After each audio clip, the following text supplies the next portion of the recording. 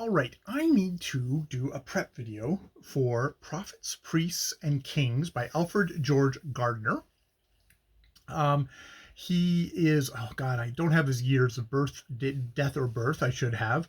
Uh, I'll note that I got the book through The Proud Tower. It was one of her sources where Tuckman says that Joseph Reinach's work on Dreyfus is the most outstanding work, and the most consistently informative and brilliant writer is A.G. Gardner. She says this in her references thing. So I said, well, if Barbara Tuckman thinks so, then I will go back and read one of these books because it was originally Prophet, Priests, and Kings is a collection of profiles of living figures of the time, his assessments, his living up to the date assessments of people at the time. First published in 1908, went through a couple of more editions. I think the edition I have is it's got a preface from 1914, actually just like a month or so just before the outbreak of World War II. Yeah, the preface to the new edition is April 1914, and World War One starts in July of the same year. So I'm gonna, and he says that the new 1914 edition, except for minor alterations and applications, the sketches are presented in the shape in which they originally appeared in the Daily News and in book form.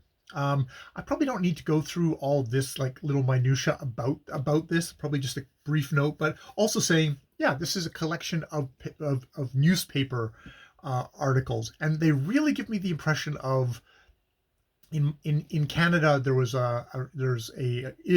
she's still kicking around, Jan Wong, who did Lunch Whiz, which were kind of feared because she would sit down with someone and ask them awkward questions and have very incisive and sometimes somewhat brutal, but also sometimes quite very true things about people. Some people thought she was a bit too mean. Some people, maybe she was never an easy sit. Now, for Gardner, he's not sitting down with people. These are they're a bit more formal, just sort of summations of a person up till to the moment they happen. It actually starts off with what feels like a little bit of a kind of a softball one with King Edward VII, where just like, saying like, it's hard to be a king. It's like, you're in a weird bubble and you've got all these duties and, people are always kind of treating you, weird. And he does a good job of it. That's basically super softball. Um, so then what I'm going to do is I'm just going to try and list out people and give little quotes. So we start off with George Bernard Shaw, and he is a hurricane on two legs, a hurricane of wrath flashing through our jerry-built society. He is the lash laid across the back of his generation. He whips us with the scorpions of his bitter pen, and we are grateful. And what I need to do for each one of these things is, because not everyone's going to know who people are, is who is in a sentence George Bernard Shaw. So George Bernard Shaw, playwright, philosopher, writer, vegetarian, put all that in, and then that little quote.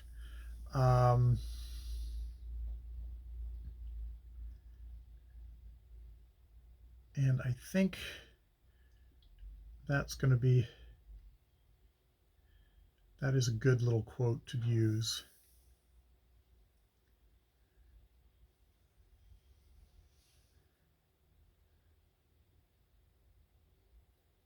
God, I have a lot of George Bernard Shaw in here.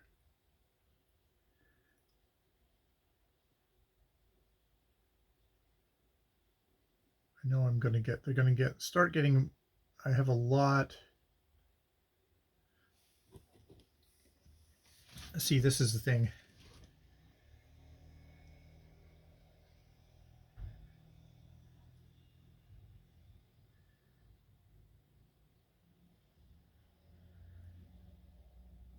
He looks, Arthur James Balfour, he looks out on life with mingled scorn and pity, scorn for its passionate strivings after the attainable, pity for its meanness and squalor, which is not.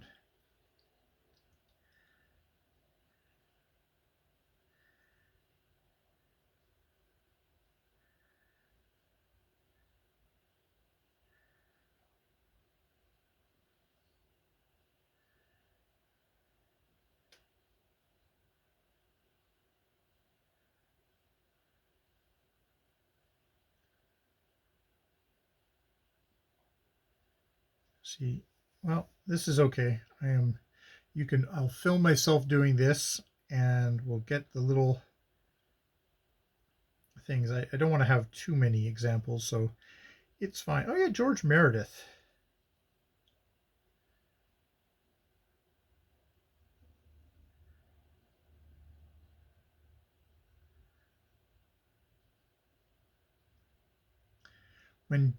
George Meredith, when Darwin was recasting the history of man, as Copernicus has recast the structure of its heavens, and when Thomson was daily adding to the story of man's conquest over nature, he is the last of the giants. Meh.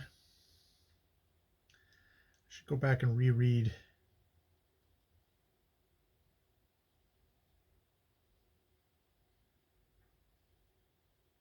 Actually, I'm going to put one quote in about George Meredith because I know he comes up later.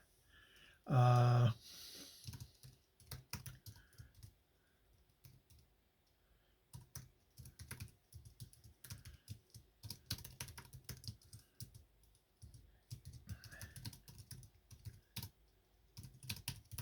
his vision has something of the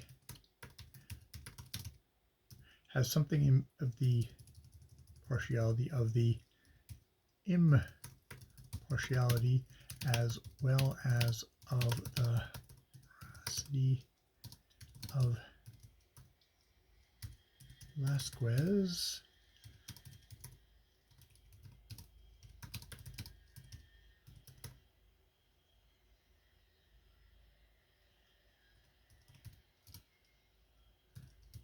And something of the sovereign comprehension of Shakespeare.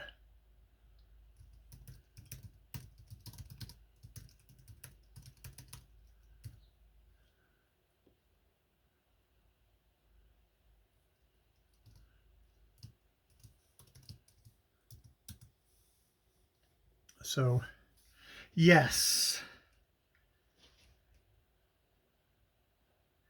Then we get the premiere.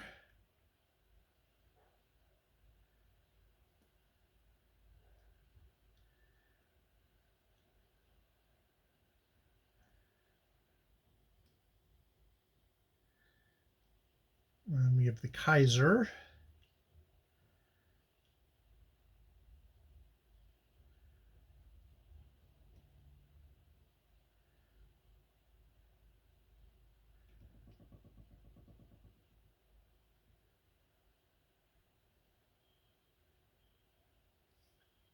Uh,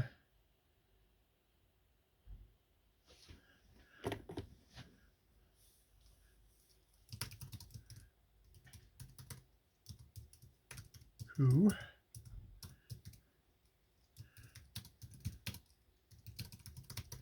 no man in history ever had a more god-like vision of himself than he has.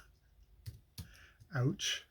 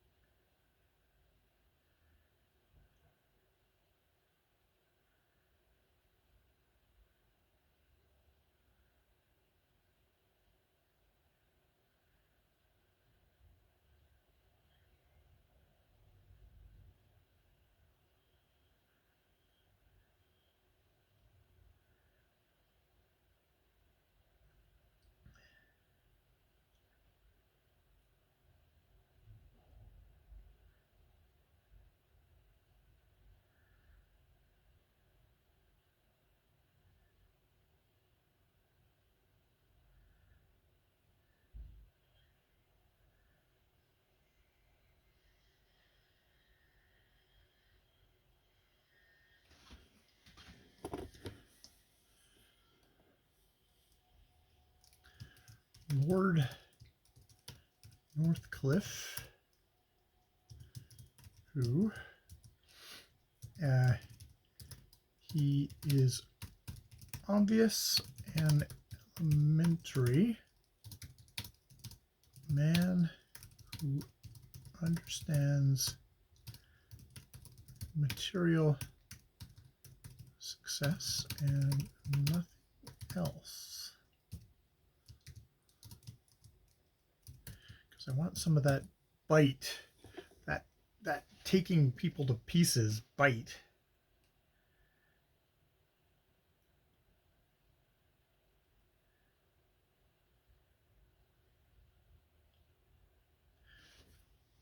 And here is another one.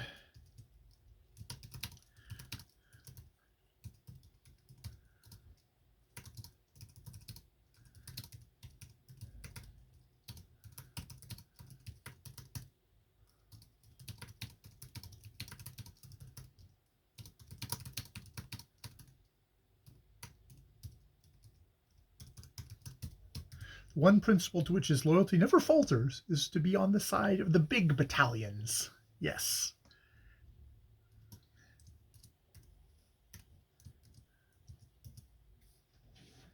Let's see if I can get to page 100.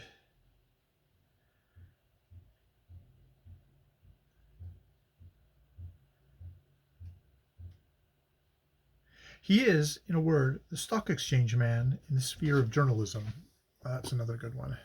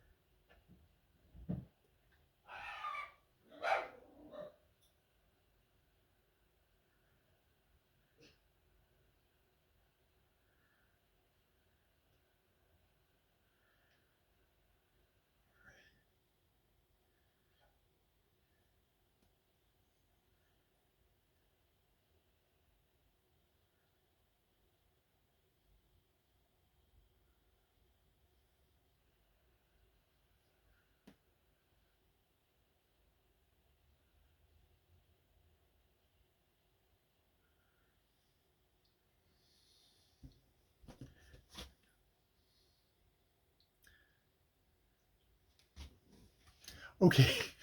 God, I've been filming myself staring at a screen. But yes, okay, I've gotten up to page 104, Dr. Clifford. So I am going to do that. That's how I'm going to actually finally get a review out of this really great book by just having little sound bites from a couple of sections on it and just talk about how much I enjoyed it. All right, I will leave it there. More videos later. I think I'll probably be doing another rough draft of this review if you can't tell.